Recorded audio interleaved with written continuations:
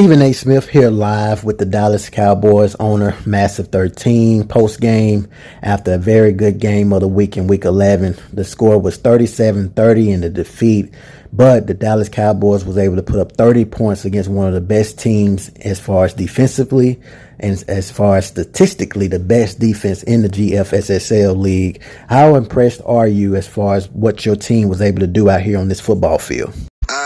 We played pretty good. Impressed wouldn't be the word since we lost, you know what I'm saying? But, I felt like we fought back. I felt like we wasn't focused in the first and second quarter of the game because we were worried about other things. We were talking to other people, so, we fought pretty hard. Maybe I should have worded or explained it a little bit better. When we talk about the Carolina Panthers defense, they're the top 3 team as far as the giving up the least amount of points in the GFSSL league with a total of 169 total points, right behind the Jets and the Ravens. And you can clearly see why those guys have very good records. But your team was able to score 30 points. You don't consider that being impressive? We did what we wanted to do. We was impressed with the offense, so we did what we wanted to do, but we didn't really put our game plan together.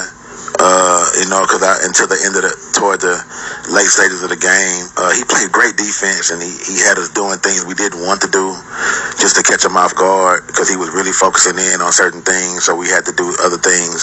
We really never got into the rhythm of running our offense, but, for the most part, we did pretty good. But I'm going to have to say I was not impressed because we left a lot of plays on the field. We had a lot of drop passes. We had a lot of fumbles, fumble from Tony Pollard on the run, fumble from Turpin on a run, and Dak didn't throw any interceptions, but those turnovers on those fumbles really hurt us out there. So we got to pick it up and play a much cleaner game. Well, let's go ahead and get to the bread and butter. Stephen A. Smith, it's my job to cover these football games, especially with them being games of the week. They're very, very popular. A lot of people watch these games when we talk about games of the week. There was some controversy when we talk about the Carolina Panthers manually motioning wide receivers. I think he actually did it 3 times, if I recall it. But what's your thoughts as far as that go? My thoughts on that, it was shocking. It was shocking. We know Spurs 120. We played with them in a lot of different leagues. We've had a lot of battles before in different leagues, and in this one, so it was kind of shocking to know that he didn't know the rules. Putting those men in motion like that was it was damn near disturbing. You know what I'm saying? And I had to say, hey, it hurts when you come into a game with rules and your opponent is not bound by them. So it makes you think in a certain light, like, well, now I got to look out for if he does things. Like, what other boundaries will he cross? You know what I'm saying? And you start thinking and overthinking, he put this man in motion, or he did it again. It's very disturbing. You know what I'm saying? Shit, you got to look out for stuff like that. So the first quarter, second quarter, we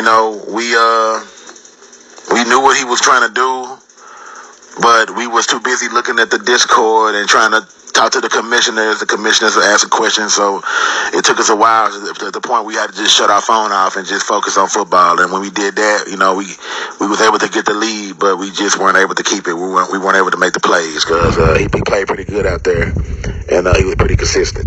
I agree with you 100%. As Stephen A. Smith, it's my job to reach out to you guys and not only reach out to you guys, but put this platform out there for the commissioners to hear as well. They want to know who is representing each team in the GFSSL league, who represent the GFSSL. So I think it's great for you to be aware of the rules. And I also think it's great for Spurs 120 to step up to the plate and admit he was wrong, apologize about it, and then move forward. It says a lot about what we have as far as owners in the league, guys that's willing to apologize and accept that they was wrong. And it's not only a wake-up call for the Panthers owner, it's a wake-up call for us all, to make sure we read the rules, understand the rules, ins and outs. That way, when we get in the game, we can play the best that we can be without having to worry about rules being broken. Is there any final thoughts you would like to say? Yeah, Dak did good out there. He didn't throw any interceptions.